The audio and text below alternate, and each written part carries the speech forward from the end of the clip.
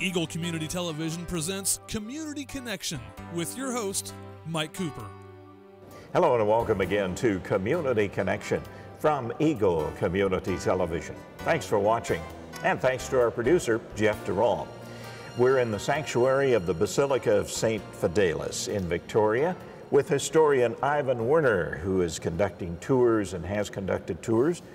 Now retired as a Victoria teacher for how many? When did you retire, Ivan? I retired after the school year in 1997, so I've been retired going on my 17th year now. And they talked you into becoming one of the docents for the church, I think.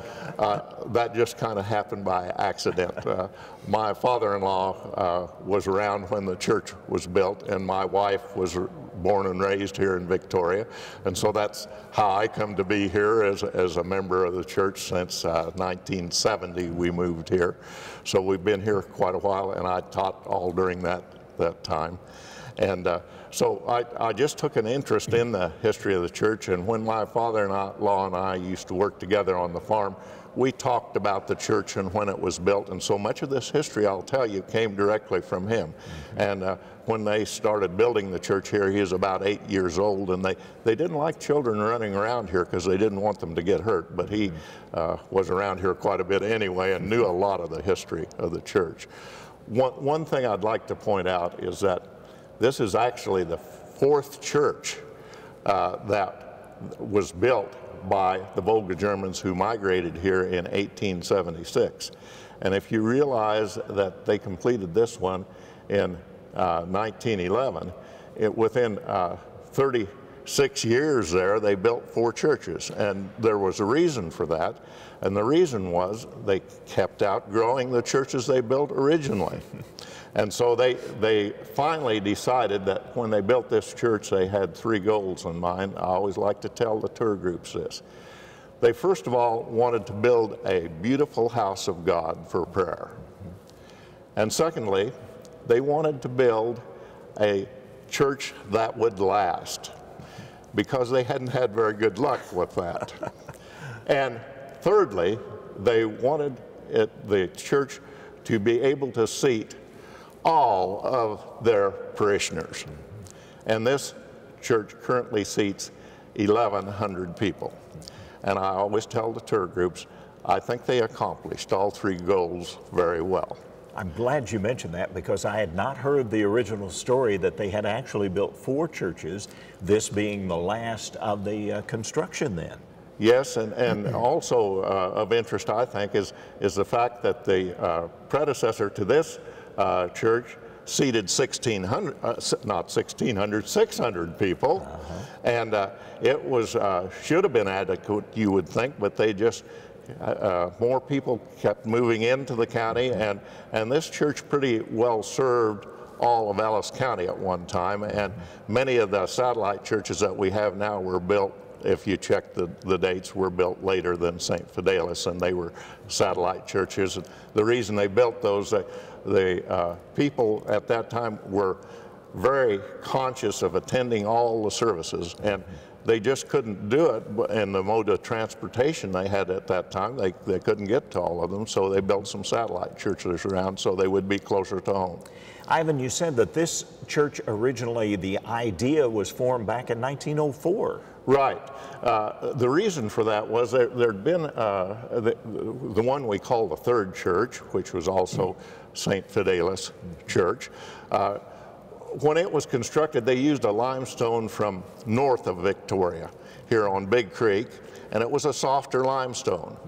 And the church had also been struck by a tornado in the early 1900s and did some damage to the church, and the engineers had told the parishioners that this third church would only last probably another 25 years. And so they thought it was time to start thinking about a new church. Besides that, they couldn't get all the congregation seated in that church, so it was too small. And so they started with the design of this church. It was designed by an architect named John T. Combs out of Pittsburgh, Pennsylvania. It has two sister churches, one in Munich, Germany, and one in Pittsburgh, Pennsylvania, which are very similar.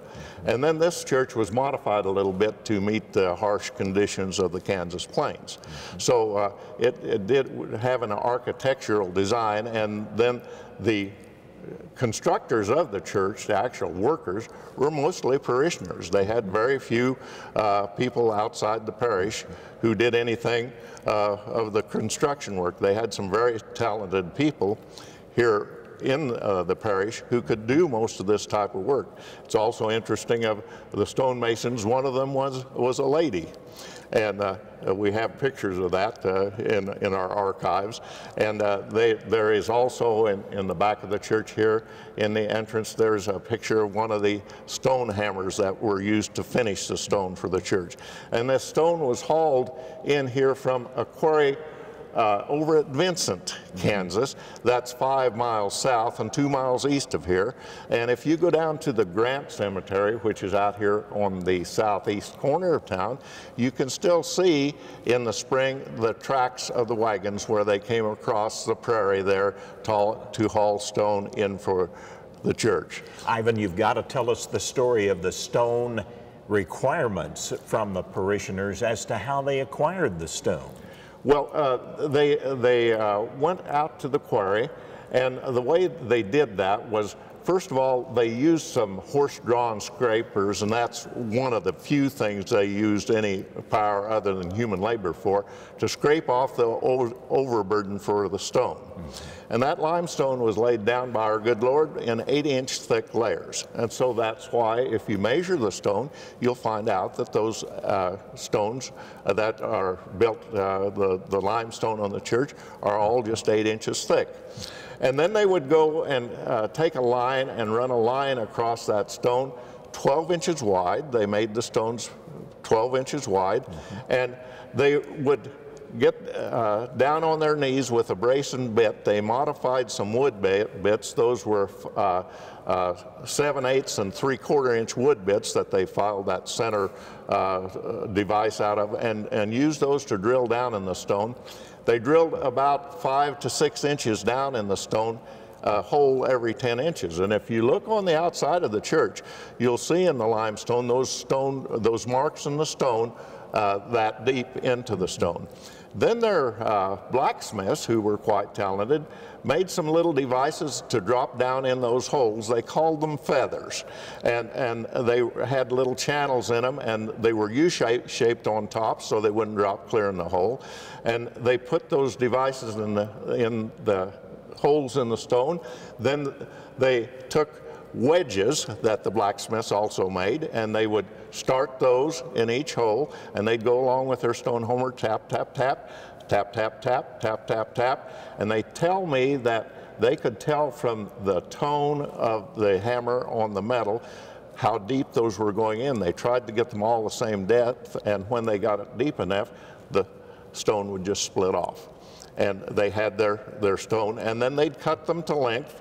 And I personally have measured some of the stones. I've measured them as short as 6 inches here in the church, and one as long as 53 inches, and I'm sure I didn't get the longest or the shortest one. And you're talking about hard limestone too, yeah, aren't well, you? You know, it's interesting. I've talked to some people, including Pete Felton, who most of your viewers know, who work with limestone, and they say that when that limestone is first quarried, it's softer and hardens with age.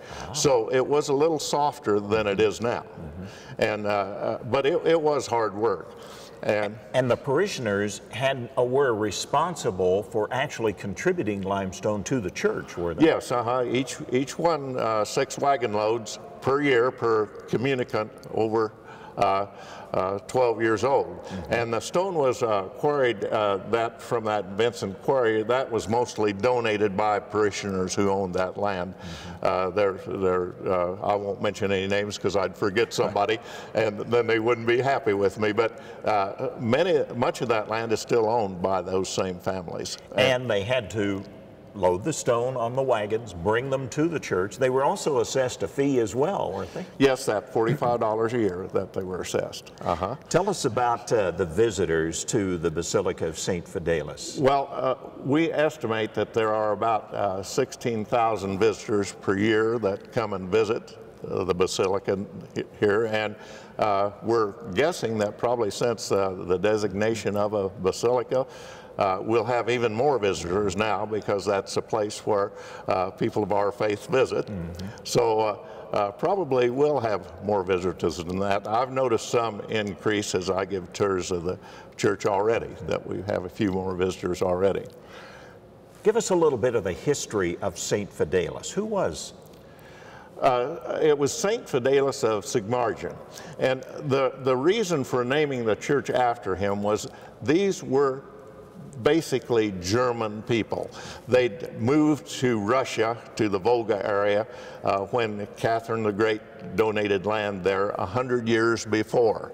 And when Catherine the Great was no longer around, and they started to renege on their promises to them, especially the fact that they wouldn't have to serve in the military, and their young people were taken into the military and then not allowed to attend Mass and the services of the Catholic faith, that didn't work for them. And so they started looking for a new home. They sent scouts out, and they found Alice County here. They thought their turkey red wheat would do well here, and they turned out they were right. And so they started migrating over here. I know my wife's grandfather was born in Topeka in December of 1875, and the whole group that he was with came out here in April of 1876, and that's when their first cross was planted up here in the northwest side of Victoria, which was Herzog then, and they started just worshiping under that cross. Well, they wanted to have some priests that would speak German, because they didn't speak anything but German. They had to have some German priests. And so they prevailed upon the bishop, who was in Leavenworth at that time, to send them some priests. It just so happened that there were some Capuchin Franciscans from Bavaria who had come to Pittsburgh, Pennsylvania, and so they prevailed on some of them, and the first priests of St. Fidelis Church, which was the Sorrowful Mother's Church then, came here to Victoria in about 1878. And we have never, ever had a pastor in St. Fidelis Church who is not a Capuchin Franciscan, including Father John, who is here now. The personal impressions here of the facility itself in our last couple of minutes, if you would, Ivan. You know, it's just amazing to me that a structure like this could be completed by these people who were basically farmers. I might just mention a few of the other things that are amazing to me. You've probably seen the columns, and maybe Jeff got some photos of the columns in the church. Those were supposed to be in a bank in New York City. They're granite columns from Vermont. They were quarried and formed in Vermont. And being very ingenious, the people heard about those, and the bank didn't want them. So they decided they'd ship those to Victoria to use as the supporting columns for the church. And they do actually support the roof here. Those columns they tried weighing one when they put them on the device they hauled them here with on their grain scale. It topped out at 8,500 pounds, and they weigh more than 8,500 pounds. The story goes that it took 41 men to get those here from the railroad into the church, and some pushing behind with pikes and some pulling with ropes that they wrapped around them on special tracks that were built to get them to their place. Now, those columns being that heavy, it was quite a task. They made special derricks to hoist them up there. And they had placed special slots in the tops of the columns to put a device in their blacksmiths made so they could put heavy ropes in those and hoist those into place. They set on a basis of Bedford limestone, which was hauled here from Indiana. I'll try to make this short, a little short story. They thought, first of all, how are we going to haul those from the railroad up here, which is about 3/4 of a mile? How will we get those up to the building?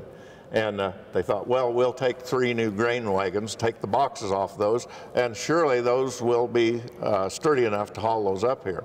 They promptly crushed 3 new grain wagons.